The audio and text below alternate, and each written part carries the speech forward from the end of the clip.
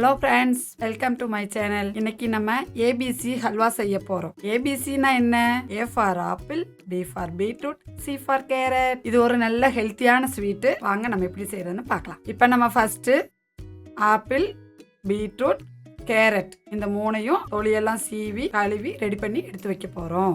ABC halwa செய்ய தேவையான பொருள்கள் இந்த மூணையெல்லாம் கழுவி ரெடி பண்ணி எடுத்து வச்சாச்சு. 250 கிராம் வெள்ளை சர்க்கரை, 10 ஏலக்காய், உப்பு, 50 மில்லி நெய், 25 கிராம் முந்திரி பருப்பு, 25 கிராம் பாதாம், ஆப்பிள், பீட்ரூட், கேரட் இந்த மூணையும் இது மாதிரி திருவி நம்ம ரெடி பண்ணி எடுத்து வச்சுக்கணும். இந்த மூணையும் பெரிய மிக்சி ஜார்ல நம்ம எல்லாம் ஒன்னா போட்டு மிக்சியில இப்ப நம்ம அதை அரைக்க போறோம். நல்ல மாவா இதை அரைக்கணும். வேமா அரைச்சிருந்த பாருங்க, நல்ல மாவா அரைச்சு நான் எடுத்து வச்சிருக்கேன். இப்ப அடுப்புல நம்ம ஒரு பானை வச்சுட்டு 1 டேபிள் ஸ்பூன் நெய்யை ஊற்றி பாதாம் பருப்பும் முந்திரி பருப்பும் போட்டு நம்ம பொன்னிறமா வறுத்து ஆற வச்சிடணும். அடுத்துன்னு ஹல்வாக்குள்ளது நம்ம ரெடி பண்ணிட்டே இருப்போம். அப்ப இது ஆறிடும். அடுத்து 2 டேபிள் ஸ்பூன் நெய்யை ஊற்றி நம்ம மிக்சியில் அரைச்சு வச்சிருக்கோம் பாத்தீங்களா, அதை போட்டு நம்ம வதக்கிக்கிட்டே இருக்கணும். ஒரு 8 நிமிஷம் வரைக்கும் நம்ம வதக்கணும். அந்த பச்சை மணம் போற வரைக்கும் நம்ம வதக்கிக்கிட்டே இருக்கணும். இந்த பாருங்க, வதக்கி வதக்கி எப்படி வருதுன்னு கொஞ்சம் கட்டி ஆயிடுச்சு. அதுல நம்ம சர்க்கரையை போடுறோம். சர்க்கரையை போட்டு நம்ம வதக்கிக்கிட்டே இருக்கணும். நல்லா இந்த மாதிரி வதக்கிட்டு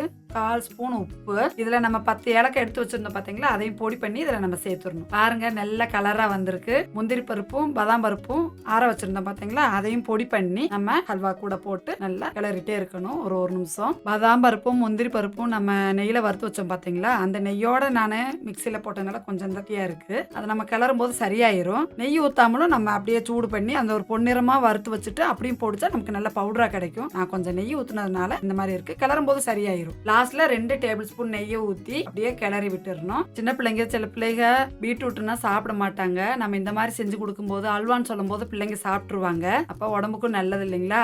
நல்ல ஹெல்த்தியான ஸ்வீட். கண்டிப்பா நீங்களும் ட்ரை பண்ணி பாருங்க. எப்படி இருந்துச்சுன்னு கமெண்ட் பண்ணுங்க. இந்த வீடியோ உங்களுக்கு பிடிச்சிருந்துச்சுன்னா லைக் பண்ணுங்க, சப்ஸ்கிரைப் பண்ணுங்க, ஷேர் பண்ணுங்க. அடுத்த ஒரு நல்ல வீடியோல நம்ம பார்க்கலாம்.